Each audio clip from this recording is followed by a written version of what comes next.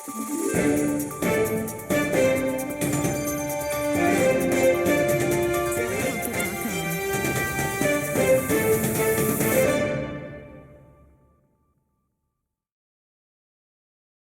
नमस्कार, मैं कौस्तुभ उपाध्याय प्रखर खबर में आप सबका स्वागत है। दोस्तों, आज की खबर थोड़ी चिंताजनक है।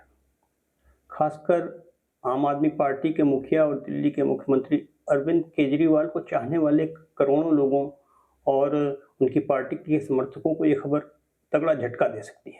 भाजपा के राष्ट्रीय उपाध्यक्ष रहे बिहार के पूर्व उप मुख्यमंत्री सुशील मोदी की कैंसर से मृत्यु के बाद अब दिल्ली के मुख्यमंत्री अरविंद केजरीवाल को भी कैंसर होने की आशंका की खबर सामने आई है। शराब घोटाले में अंतरिम जमानत पर रिहा चल रहे अरविंद केजरीवाल ने खुद इसकी आशंका जताई है। साथ ही उन्होंने सुप्रीम कोर्ट में एक अर्जी लगाकर अपनी जमानत की अवधि को 7 दिन बढ़ाने की गुहार लगाई है। उनकी जमानत 2 जून को खत्म हो रही है। केजरीवाल ने अपनी याचिका में कोर्ट से दरख्वास्त की है कि उनकी जमानत को 7 दिन के लिए और बढ़ा लिया जाए, क्योंकि उन्हें कई तरह की गंभीर स्वास्थ्य जांचें करानी है। अपनी याचिका में उन्होंने पीईटी, सीटी स्कैन जैसी जांचें कराने के लिए कोर्ट से 7 दिन का समय मांगते हुए जमानत बढ़ाने की अर्जी की है। इस बारे में केजरीवाल की आम आदमी पार्टी का कहना है कि अरविंद केजरीवाल में जो लक्षण दिख रहे हैं वो किडनी की किसी गंभीर समस्या या कैंसर होने की आशंका की ओर इशारा कर रहे हैं। आप नेता आतिशी ने कहा है कि अरविंद केजरीवाल ने अपनी जमानत 7 दिन बढ़ाने की याचिका दाखिल की है। जब वो ईडी की हिरासत में थे उस दौरान उनका वजन 7 किलो घट गया था। उन्होंने बताया कि इतना वजन एक साथ घट जाने पर डॉक्टरों ने चिंता जताई है।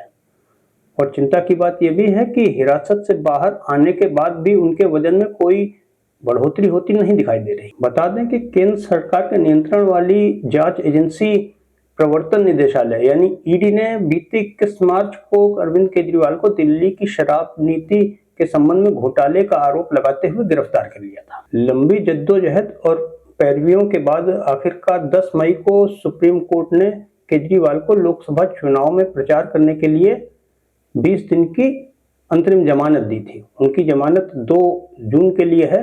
कोर्ट ने अपने आदेश में उन्हें 2 जून को सरेंडर करने का भी आदेश दिया है। दोस्तों, केजरीवाल को कैंसर होने की आशंका में कितनी सच्चाई है, ये बात तो उनकी जांचों की विस्तृत रिपोर्ट आने पर ही पता चलेगी।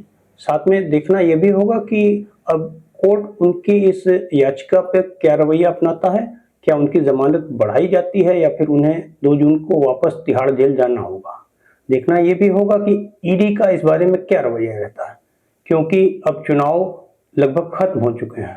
हालांकि लोकसभा चुनाव के नतीजे आने के बाद होने वाले राजनीतिक जोड़तोड़ की आशंका को देखते हुए ईडी एक बार फिर से उनकी जमानत का विरोध कर सकता है। दोस्तों, आज के लिए फिलहाल इतना ही।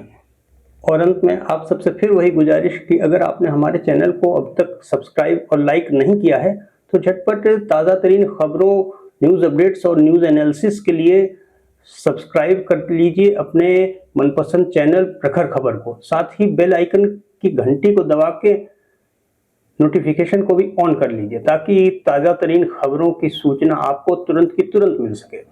दोस्तों, इसी के साथ आप सबको कौस्तुभ उपाध्याय का नमस्कार।